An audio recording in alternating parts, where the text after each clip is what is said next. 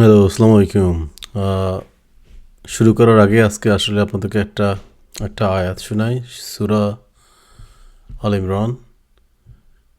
And এটা হলো আপনার আল ইমরানের 54তম আয়াত। না, এটা হলো বিসমিল্লাহির রহমানির রহিম। ওয়ামাকারু ওমাকারু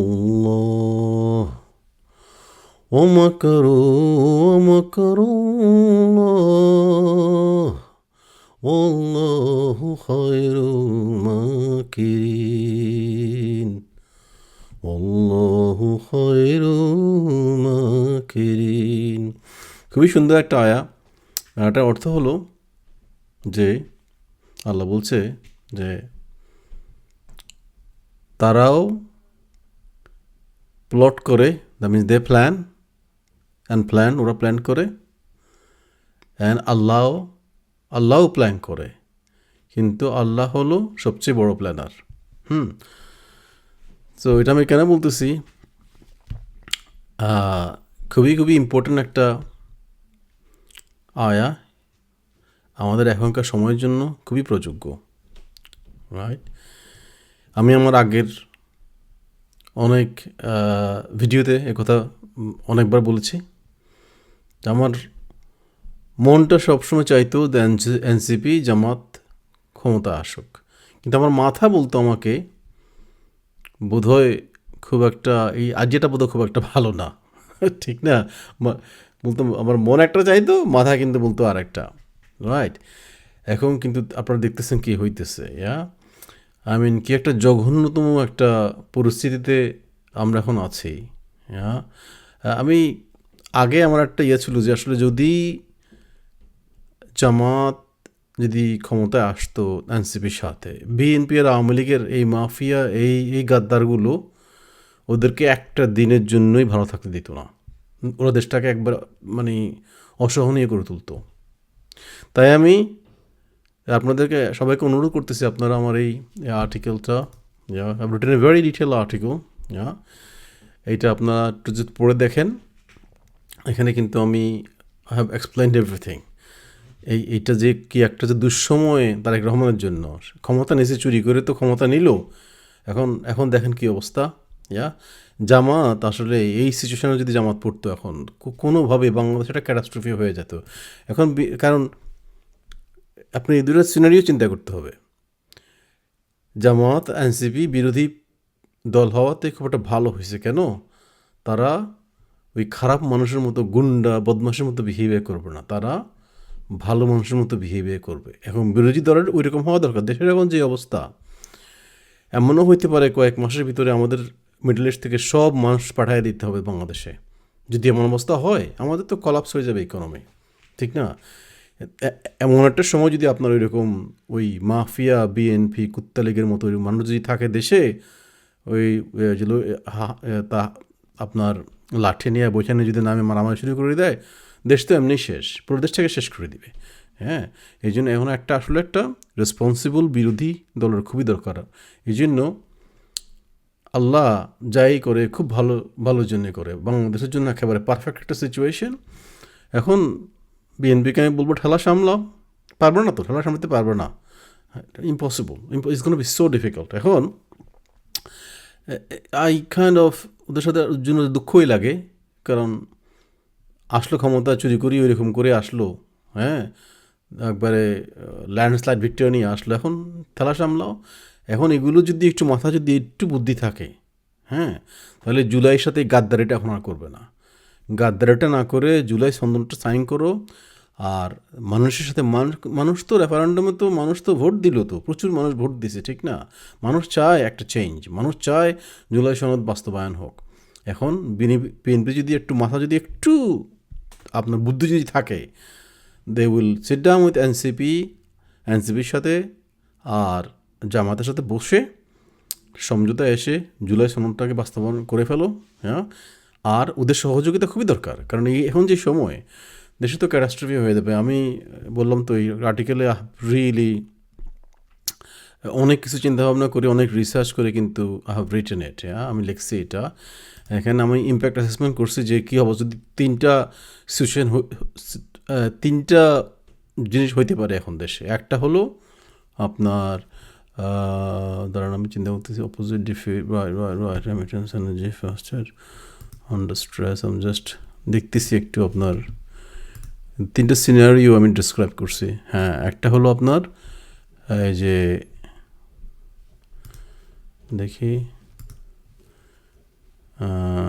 uprising, right, real purpose of the super majority purpose to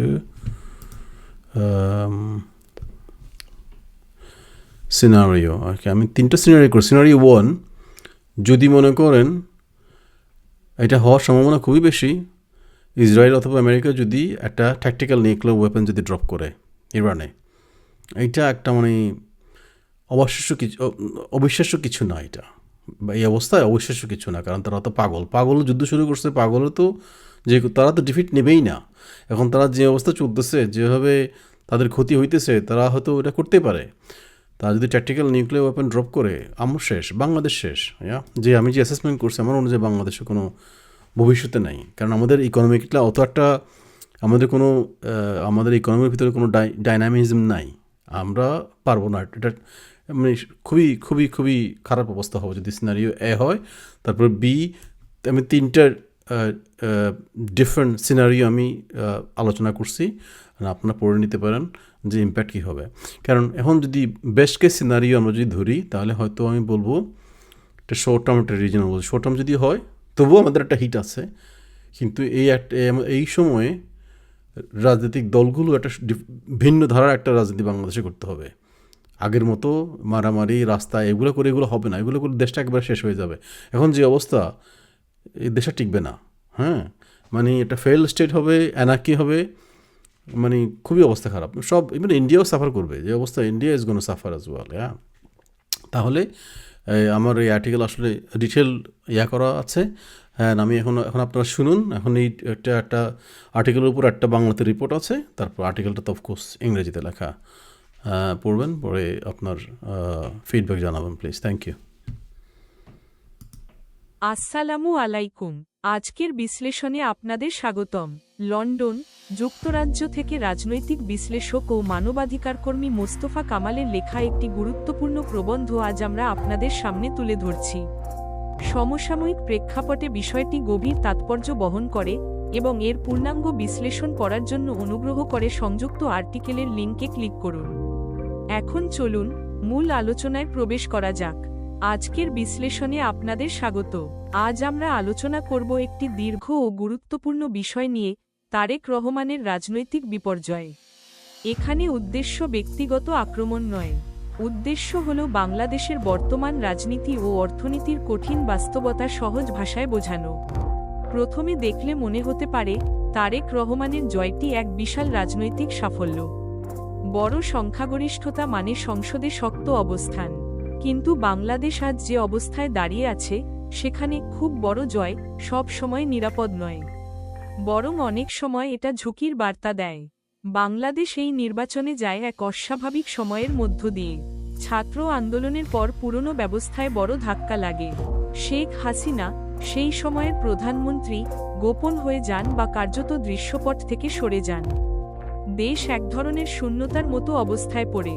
তখন অধ্যাপক ইউনূস কোনোভাবে দেশকে স্থিতিশীল করেন এবং প্রায় 18 মাসের একটি অন্তর্বর্তী সময় দেশ চালিয়ে নির্বাচন পর্যন্ত নিয়ে আসেন।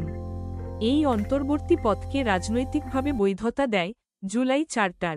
এখানেই আসে বড় রাজনৈতিক প্যারাডক্স। তারেক রহমান এমন এক প্রক্রিয়ার মাধ্যমে ক্ষমতায় এলেন, যে প্রক্রিয়ার বৈধতার ভিত ছিল জুলাই চার্টার। কিন্তু ক্ষমতায় এসে যদি তিনি সেই চার্টারকে অস্বীকার করেন বা পাশ কাটাতে চান, তাহলে তিনি নিজের ক্ষমতার নৈতিক ভিত্তিকেই দুর্বল করেন। সহজ কথায়, যে সেতু দিয়ে আপনি ক্ষমতায় উঠলেন, ক্ষমতায় গিয়ে সেই সেতুকে ভাঙলে আপনার বৈধতা প্রশ্নবিদ্ধ হয়। এখন নির্বাচন নিয়ে লেখকের দাবি স্পষ্ট এবং জোরালো। লেখকের মতে, এই নির্বাচনটি ছিল খুবই ইঞ্জিনিয়ার্ড, অর্থাৎ ফলাফলকে একটি নির্দিষ্ট দিকে ঠেলে বড় করে তোলার জন্য পরিবেশ, নিয়ন্ত্রণ, প্রচারণা, ক্ষমতার ভারসাম্য সব মিলিয়ে কাজ করা হয়েছে। এখানে ইঞ্জিনিয়ার্ড বলতে বোঝানো হচ্ছে না যে প্রতিটি ভোট জাল, বরং বোঝানো হচ্ছে পুরো প্রতিযোগিতার কাঠামো এমনভাবে সাজানো হয়েছে যাতে একটি দল শুধু জিতবে না, বরং 2/3 নিশ্চিত করবে। আর 2/3 কেন এত গুরুত্বপূর্ণ? কারণ সাধারণ সংখ্যাগরিষ্ঠতায় সরকার গঠন হয়, কিন্তু 2/3 থাকলে সংস্কার আটকানো, নিয়ম বদলানো কিংবা চুক্তি ও প্রতিশ্রুতিকে দুর্বল করার ক্ষমতা অনেক বেশি হয়। লেখকের মতে বিএনপি এই বিশাল সংখ্যাগরিষ্ঠতা নিশ্চিত করেছে একটি লক্ষ্য নিয়ে, নির্বাচনের আগে যে সংস্কার অঙ্গীকার ছিল তা যেন তারা আটকে দিতে পারে। সংস্কার অনেক সময় একদিনে মারা যায় না। সংস্কারকে ধীরে ধীরে কমিটিতে ফেলে রাখা হয়, ভাষা বদলে দেওয়া হয়, সময় নষ্ট করা হয়, নিয়মের জালে আটকে রাখা হয়। আর এসব করতে শক্ত সংসদীয় সংখ্যা খুব কাজে লাগে। নির্বাচনের পর বিরোধীরা স্বাভাবিকভাবেই হতাশ, ক্ষুব্ধ এবং ভেঙে পড়ে। তারা মনে করে এটা তাদের জন্য অন্যায়। কিন্তু এখানে লেখক একটি কঠিন কথা বলেন। রাজনৈতিকভাবে তারা হারলেও হয়তো অর্থনৈতিকভাবে তারা একটা বড় বিপদ থেকে বেঁচে গেছে। কারণ এখন বাংলাদেশ এমন এক সময়ের দিকে যাচ্ছে যেখানে সরকার চালানো মানে বড় অর্থনৈতিক ঝড় সামলানো। বাংলাদেশের অর্থনীতি কয়েকটি সরু খুঁটির ওপর দাঁড়িয়ে আছে। 1. রপ্তানি, বিশেষ করে পোশাক খাত। 2. রেমিট্যান্স বা বিদেশ থেকে পাঠানো টাকা। 3. বিদেশে শ্রমিক পাঠানো। 4. জ্বালানি আমদানি। 5. আইএমএফ সহ বৈদেশিক ঋণ ও শর্ত। এই খুঁটির একটিতে সমস্যা হলে দেশ টিকে থাকতে পারে, কিন্তু কয়েকটি খুঁটি যদি একসঙ্গে নড়ে তখন সংকট ভয়ঙ্কর হয়। এখন আসি সবচেয়ে বড় আশঙ্কায়, মধ্যপ্রাচ্যের যুদ্ধ। লেখকের মতে যুদ্ধ যদি আঞ্চলিকভাবে ছড়িয়ে পড়ে তাহলে বাংলাদেশের ওপর তার প্রভাব হবে ভয়াবহ। কারণ বাংলাদেশের বড় একটি অংশের শ্রমিক মধ্যপ্রাচ্য ও উপসাগরীয় দেশগুলোতে কাজ করে এবং সেখান থেকেই দেশের জন্য বড় অঙ্কের রেমিট্যান্স আসে। এই বিশ্লেষণে 3টি সম্ভাব্য পরিস্থিতি ধরা হয়েছে। পরিস্থিতি 1. চরম ভয়াবহতা, অর্থাৎ যুদ্ধ যদি এমন মাত্রায় যায় যেখানে পুরো অঞ্চলে ভয় ও অস্থিরতা সর্বোচ্চ হয়। এখানে একটি সবচেয়ে খারাপ অনুমান ধরা হয়েছে, গালফ অঞ্চলে থাকা বাংলাদেশি শ্রমিকদের প্রায় 90% কাজ হারিয়ে বা বাধ্য হয়ে দেশে ফিরতে পারে। এটা নিশ্চিত ভবিষ্যৎবাণী নয়, এটি ঝুঁকি মূল্যায়নের একটি কঠোর অনুমান। এই পরিস্থিতিতে রেমিট্যান্স বড় আকারে পড়ে যেতে পারে, কারণ শ্রমিকের আয় কমলে দেশে টাকা পাঠানোও কমে যায়। সঙ্গে সঙ্গে ডলার সংকট বাড়তে পারে। পরিস্থিতি 2. যুদ্ধ 1 থেকে 2 মাস চললেও আঞ্চলিকভাবে ছড়িয়ে পড়ে। তখন অনেক ফ্লাইট বন্ধ হতে পারে, নিয়োগ স্থগিত হতে পারে, ভিসা ও যাতায়াত জটিল হতে পারে, ফলে বড় সংখ্যক শ্রমিকের আয় ব্যাহত হতে পারে। এতে রেমিটেন্সও বড় আকারে কমে যাওয়ার ঝুঁকি থাকে। পরিস্থিতি 3. দীর্ঘমেয়াদী আঞ্চলিক যুদ্ধ, ইরাক যুদ্ধের মতো টেনে চলে। এই পরিস্থিতিতে সমস্যা ধীরে ধীরে বাড়ে। জ্বালানির দাম দীর্ঘদিন বেশি থাকে, বাজারে মূল্যস্ফীতি বাড়ে, শিল্প খরচ বাড়ে, রপ্তানি প্রতিযোগিতা কমে এবং শ্রমবাজারে অনিশ্চয়তা দীর্ঘদিন থাকে। এই 3টি পরিস্থিতিতেই বাংলাদেশের জন্য একটিই বড় ভয়, একসঙ্গে রেমিট্যান্স, জ্বালানি ও রপ্তানিতে চাপ। রপ্তানি নিয়ে বলি, বাংলাদেশের রপ্তানির বড় অংশ পোশাক। পোশাক খাত শক্তি হলেও অতিরিক্ত নির্ভরতা দুর্বলতাও। যুদ্ধ হলে শিপিং খরচ বাড়ে, বিমা ও ফ্রেট বাড়ে, ডেলিভারি দেরি হয় এবং আন্তর্জাতিক ক্রেতারা দাম কমাতে চায়। এতে কারখানার লাভ কমে, কখনো উৎপাদনও ব্যাহত হয়। রেমিট্যান্স নিয়ে বলি, রেমিট্যান্স অনেক সময় দেশের শেষ বাফার বা সুরক্ষা দেয়াল। কিন্তু যুদ্ধ যদি উপসাগরীয় শ্রমবাজারকে আঘাত করে তাহলে এই বাফার দুর্বল হয়ে যায়। তখন অর্থনীতির চাপ দ্রুত বাড়তে পারে। জ্বালানি সবচেয়ে দ্রুত মানুষের জীবনকে আঘাত করে। তেল, গ্যাস, এলএনজি এসবের দাম বাড়লে বিদ্যুৎ উৎপাদন ও শিল্প উৎপাদন ব্যাহত হয়। পরিবহন ব্যয় বাড়ে, বাজারে নিত্যপণ্যের দাম বাড়ে, মানুষ সহজেই ক্ষুব্ধ হয়। তাই জ্বালানি সংকট রাজনৈতিকভাবে সবচেয়ে বিপজ্জনক। এরপর আসে আইএমএফ, মূল্যস্ফীতি এবং রিজার্ভের কঠিন হিসাব। সরকার যত বড় সংখ্যাগরিষ্ঠতাই পাক, অর্থনীতির গণিত বদলাতে পারে না। মূল্যস্ফীতি বেশি থাকলে সাধারণ মানুষের কষ্ট বাড়ে। আইএমএফের শর্ত থাকলে সরকার ইচ্ছেমতো ভর্তুকি বা খরচ বাড়াতে পারে না। রিজার্ভ চাপের মধ্যে পড়লে আমদানি ও বাজার স্থিতি নষ্ট হতে পারে। এখানেই লেখক বলেন, এটাই আসল রাজনৈতিক বিপর্যয়। কাগজে কলমে ক্ষমতা অনেক, কিন্তু বাস্তবে চলার জায়গা কম। এরপর লেখক বিরোধী দলকে একটি গুরুত্বপূর্ণ পরামর্শ দেন। বিরোধীরা যেন অস্থিরতা না বাড়ায়, বরং দায়িত্বশীল বিরোধী দল হিসেবে কাজ করে। জাতীয় সংকটে তারা শর্তসাপেক্ষ সহযোগিতা করতে পারে, যেমন শ্রমিক সংকট, জ্বালানি সংকট, রেমিট্যান্স ও অর্থনৈতিক স্থিতি রক্ষায়। এটাকে বিএনপিকে বাঁচানো নয়, বাংলাদেশকে বাঁচানো হিসেবে দেখা উচিত। তবে লেখক স্পষ্ট করেন, সহযোগিতা মানে চুপ থাকা নয়। দুর্নীতি, চাঁদাবাজি এবং মানি লন্ডারিংয়ের বিরুদ্ধে শক্ত অবস্থান নিতে হবে। বাংলাদেশের বড় রোগ হল রাজনৈতিক চাঁদা। চাঁদা মানে শুধু টাকা নেওয়া নয়, এটি ভয় দেখিয়ে, ক্ষমতার নামে, এলাকার নিয়ন্ত্রণ দিয়ে, ব্যবসা ও প্রকল্প আটকে রেখে নিয়মিতভাবে টাকা তোলার ব্যবস্থা। মানুষ প্রতিদিন এই চাপ অনুভব করে। তাই নতুন রাজনৈতিক সংস্কৃতি চাইলে চাঁদা, দুর্নীতি এবং অর্থ পাচার বন্ধে দৃঢ় পদক্ষেপ জরুরি। সবশেষে লেখকের সিদ্ধান্ত, তারেক রহমান নির্বাচন জিতেছেন, কিন্তু তিনি সময়কে জেতেননি। সামনে অর্থনীতি, যুদ্ধ, শ্রমবাজার, রেমিট্যান্স, জ্বালানি সব মিলিয়ে বড় ঝুঁকি আছে।